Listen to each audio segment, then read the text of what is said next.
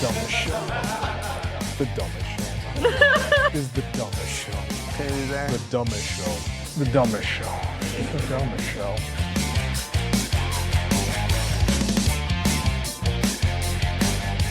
You sure we're going the right way? That sign says Thailand over there. Two of you is the worst. Stop, please. We need to focus. Okay. This is a real problem.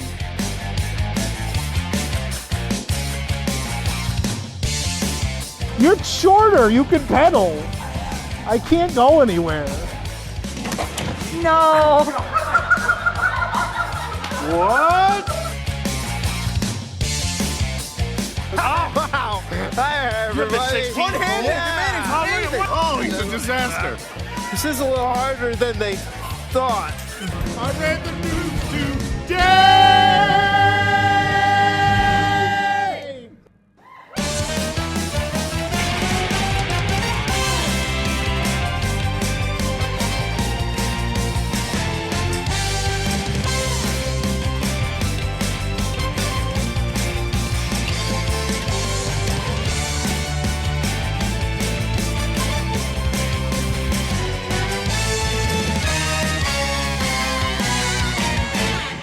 You call this the dumbest show? Yeah, Look at absolutely. us. After This that, is yeah. great.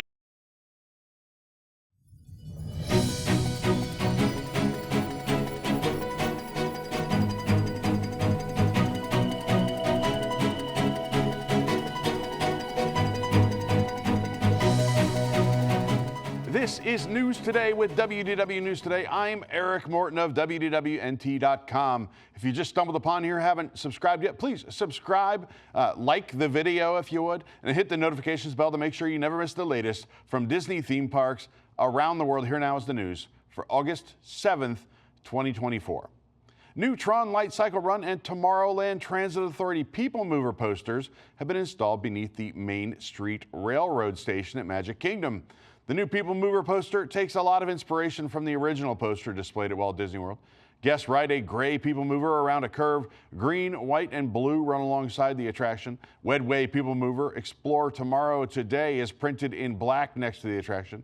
The Presented by Enterprise logo is found beneath the words, but doesn't say we'll pick you up.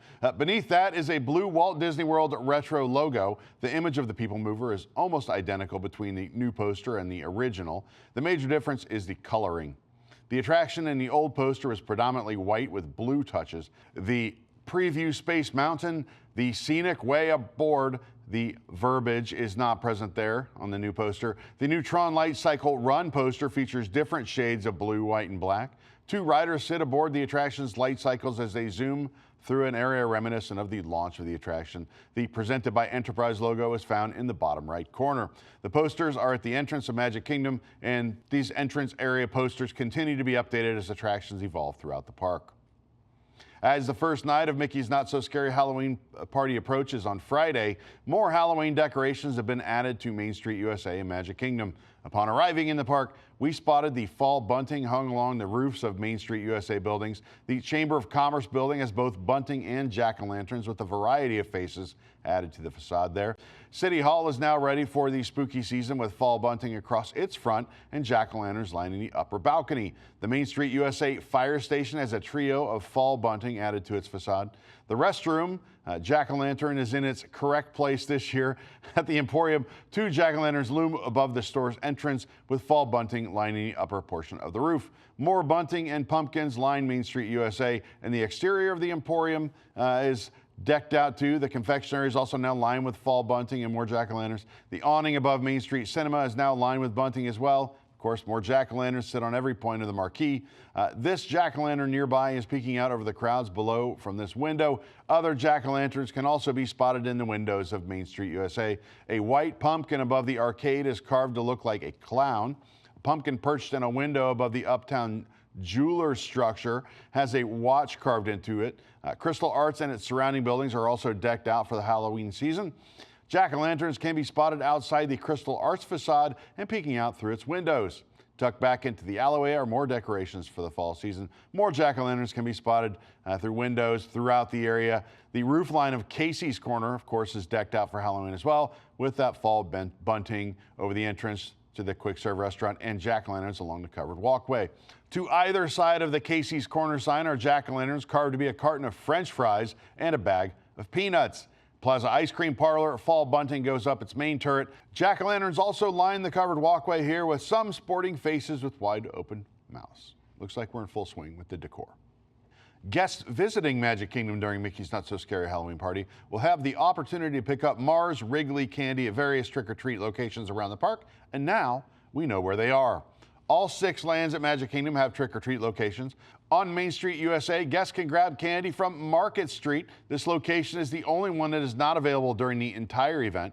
Guests can collect treats from here until 8 p.m. All other locations around the park will be handing out treats throughout the entire event. Guests can trick-or-treat at Tortuga Tavern, Jungle Cruise, and Sunshine Tree Terrace in Adventureland, Tom Sawyer Island Dock and Tiana's Bayou Adventure in Frontierland, Columbia Harbor House and the Diamond Horseshoe in Liberty Square, Fantasyland Train Station, Gaston's Tavern, Mickey's PhilharMagic, and Princess Fairy Tale Hall in Fantasyland, at Walt Disney's Carousel of Progress, Monsters Inc. Laugh Floor, and near TRON Lightcycle Run in Tomorrowland. Guests with food allergies can also trick-or-treat at 2 locations thanks to Safe and Fair Food Company. Upon entering the park, guests can ask a cast member for a teal-colored treat bag. Instead of receiving a treat while trick-or-treating, guests with teal-colored bags will receive tokens that they can redeem at allergy-friendly centers. Allergy-friendly treats can be found at Liberty Square Ticket Office, available until midnight, and at Chamber of Commerce there in Main Street, USA, until 12:30 a.m. Speaking of Mickey's Not So Scary Halloween Party, Walt Disney World has shared an updated look at the brand new Halloween costumes that Mickey and Minnie will wear during the event. Both characters are decked out in ghostly shades of green, purple, and pink with spiderweb accents. Mickey sports a green tuxedo with a pink vest, green bat tie, and purple top hat. Minnie, on the other hand, is dressed like a witch with purple and green on her dress, striped tights, and a pointy witch's hat. In the video, the pair appear and disappear to the Boo to You parade theme song off the side of Cinderella Castle at night. You can watch the reel for yourself on the @DisneyParks Instagram account. In addition to revealing Mickey and Minnie's new costumes, Walt Disney World also revealed the meet and greet locations for the pair, as well as Mirabel and Bruno from Encanto. This year, guests can strike a spooky pose with Mickey in his ghostly new tuxedo outfit at Town Square. Meanwhile, Minnie Mouse will greet guests in her spiderweb witch costume at Storybook Circus. Mirabel and Bruno, the latter's first time at Mickey's Not So Scary Halloween Party, they will be greeting guests in Fairy Tale Garden. This program is brought to you by our official travel agent sponsor, Be Our Guest Vacations. Your dream vacation begins with Be Our Guest Vacations and their concierge team of expert vacation planners. You can head to wdwnt.travel and their team will help design your next magical vacation, from Disney World and Disneyland to Disney Cruise Line to Adventures by Disney and more. We did mention that they can help you maybe get on a Disney Destiny. If you get with them now, they'll be working on your side before the bookings open. They're also able to book unforgettable VIP tours where you and your group can experience the ultimate park day. Best part is our concierge services are 100% free, so book today. Walt Disney World has confirmed 5 more global marketplaces for the 2024 International Food and Wine Festival, which will run from August 29th through November 23rd this year at Epcot. We already know that 2 new booths are coming, Autumn Blaze and Harvest Table. We've already begun to see global marketplaces to be installed for the upcoming festival and have confirmed the Belgium, Germany, the Alps, and Hawaii booths. Today, Disney shared the Fry Basket, Flavors from Fire. Canada, India, and Spain will also return. Also returning this year is Emile's Fromage Montage. Guests can purchase 5 different items from a list of qualifying cheese dishes available at select global marketplaces and collect a special stamp from each location they visit. The prize for completion will be a sweet treat from Shimmering Sips, hosted by Corksicle. Halloween merchandise inspired by Hocus Pocus, Mickey and Friends, Disney villains, Stitch, and more has arrived at Disneyland Resort. We gave you a taste of Disney World last week. We found most of these items at World of Disney in downtown Disney District and Disney Showcase in Disneyland. Just like the Disney World ones, there's a ton of these. There's so much of this, from hoodies to onesies to ball caps to plush, even a candy corn spirit jersey and backpack. It's all in our article, so go check out our site. You may even spot some Haunted Mansion merchandise. I bet you didn't expect that. Either way, there's tons of that in there. Check it out.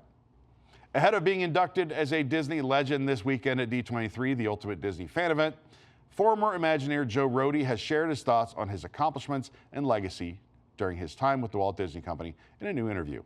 The interview begins with Rohde's reaction to being honored as a Disney legend, to which the former Imagineer replied modestly and spoke about how he always felt a part of the team rather than a single figurehead. Frankly, it was an unexpected honor. All the work we do is done by teams, and I always thought of myself as part of a team, kind of like the team editor. So it wasn't top of mind that I was going to be honored in any way, but it is humbling and delightful at the same time to be thought of as an integral part of the history of the Walt Disney Company.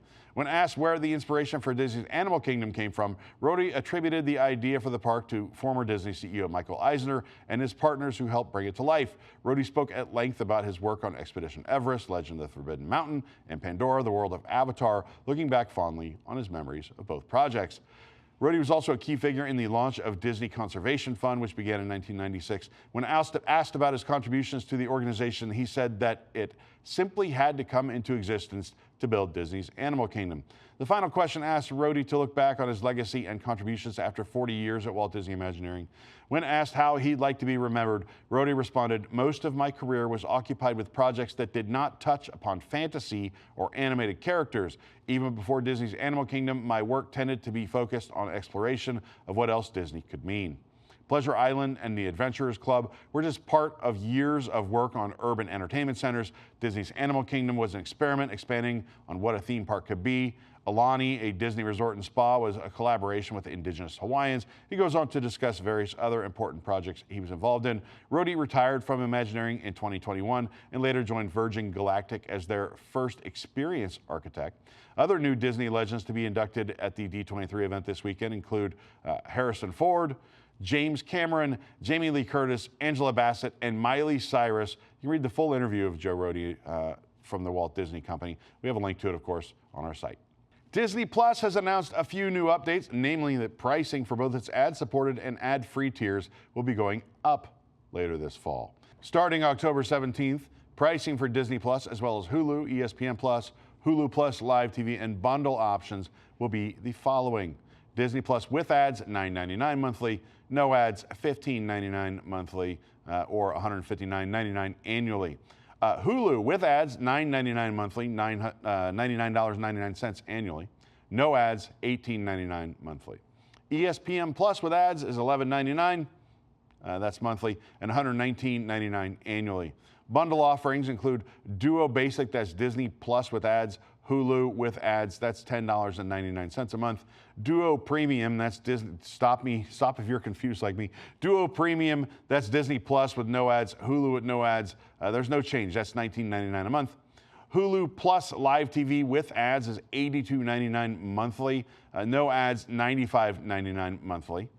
This increase means that the pricing for the basic subscription will increase from $7.99 a month to $9.99 per month, difference of $2. The premium plan will increase from $13.99 per month to $15.99 per month. I got a C in math. I think that means that's another $2 increase. Disney is also introducing continuous playlists to its core subscription on-demand service in the U.S. starting September 4th. This new feature offers subscribers both live and on-demand streaming options, with further expansions planned throughout the year. This is one of the factors involved in a reason for the price increase, apparently. Playlists are the latest example of how we're providing the best value and experience for our subscribers every time they open Disney Plus, Elisa Bowen, president of Disney Plus, said.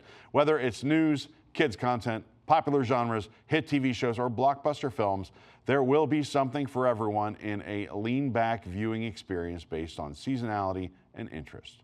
Disney's direct-to-consumer streaming, including Disney Plus, Hulu, and ESPN Plus, made a revenue of $6.4 billion in Q3. Profit was $47 million. For comparison, in Q3 of fiscal year 2023, Disney's DTC streaming lost $512 million. This was a strong quarter for Disney, driven by excellent results in our entertainment segment, both at the box office and in DTC, as we achieved profitability across our combined streaming businesses for the first time and a quarter ahead of our previous guidance, said Bob Iger. Despite streaming overall being profitable, Disney Plus and Hulu actually lost money It was ESPN Plus that turned the profit. ESPN saw revenue of $4.28 billion, which was a 5% increase. Senior Executive Vice President and CFO Hugh Johnston said that the crackdown on password sharing for Disney Plus would roll out in September of this year. CEO Bob Iger had previously said in Q1 2024 earnings call that the impact of their limits on password sharing won't be felt until 2025. The initial anti-password sharing policies were first announced during the Q3 2023 earnings call. Through this plan, Disney Plus accounts suspected of sharing outside of their household will be offered new capabilities to allow their borrowers to start their own subscriptions. Later this year, Disney Plus account holders who want to allow access to users outside their household will be able to add these individuals for a fee. Disney has released their 2024 Q3 earnings report, citing revenue of more than $8.3 billion for its experiences segment, which includes, of course, the Disney parks, despite having what CEO Bob Iger calls a softer quarter. Q3 experiences revenue increased by 2% in the quarter to $8.386 billion, with segment operating income decreasing by 3% to $2.222 billion. Disney reports that segment revenue growth was impacted by moderation of consumer demand toward the end of Q3 that exceeded our previous expectations. Even so, Disney says that other aspects of experiences delivered improved results versus 2023, including Disney Cruise Line, consumer products, and some of the international parks. Attendance was also comparable year over year, and per capita spending was slightly up at domestic parks, though their results decreased modestly during the quarter. For context, experiences reported revenue of $8.393 billion in Q2. Disney says in the report that the demand moderation for the domestic parks is expected to lead to a decline in Q4 experiences segment operating income. At our experiences segment, we expect that the demand moderation we saw in our domestic business in Q3 could impact the next few quarters. While we are actively monitoring attendance and guest spending and aggressively managing our cost base, we expect Q4 experiences segment operating income to decline by mid-single digits versus the prior year, reflecting these underlying dynamics as well as impacts at Disneyland Paris from a reduction in normal consumer travel due to the Olympics and some cyclical softening in China. According to the Walt Disney Company, lower demand for their domestic theme parks is due to lower income consumers feeling financial stress and higher income consumers instead traveling internationally. Senior Executive Vice President and CFO Hugh Johnston said the demand reduction could mean a bit of a slowdown for the parks, but he believes their entertainment business would offset the losses. They went on to talk a little bit about Inside Out 2 and how that has bolstered the studio earnings and been obviously a huge boon for them this year. Stay in star command with a Buzz Lightyear themed room at the Toy Story Hotel, Shanghai Disneyland Resort. The Value Resort first opened in 2016, but the Buzz Lightyear inspired rooms opened just last year along with new family suites. This is the world's first Toy Story themed hotel. This Buzz Lightyear room theme is relatively new, starting with the closet, part of the room that sets the stage and makes you feel as though you're sleeping in the queue of alien swirling saucers, though this is enclosed and air conditioned, so unlike that queue, yeah, it's nice. The art style is identical. On the interior closet wall, we have Buzz Lightyear's spacesuit. The graphic somewhat reminds us of the incredible suits inside the closets at Disney's Contemporary Resort. It makes more sense here as this is a value hotel. We think it's all very cool. We go on to show you the rest of the room, plenty of surprises. There's a full tour right here on our YouTube channel. Tom stayed there not too long, a week and a half, 2 weeks ago. And check it out. It's on our YouTube channel right here. It's really cool. For the absolute latest on these stories and all those that didn't make it to today's show, be sure to check wdwnt.com and follow us on all your favorite social media platforms. You can support the entire team behind this show and others by joining the WDWNT Interglobe Society at patreon.com/WDWNT. Get access to exclusive content, discounted show and event tickets, and more. A special shout out to all the WIGS members watching who make this show happen each and every week. For the worldwide leader in Disney Parks news, this is Eric Morton saying enjoy the rest of your today and have a great, big, beautiful tomorrow.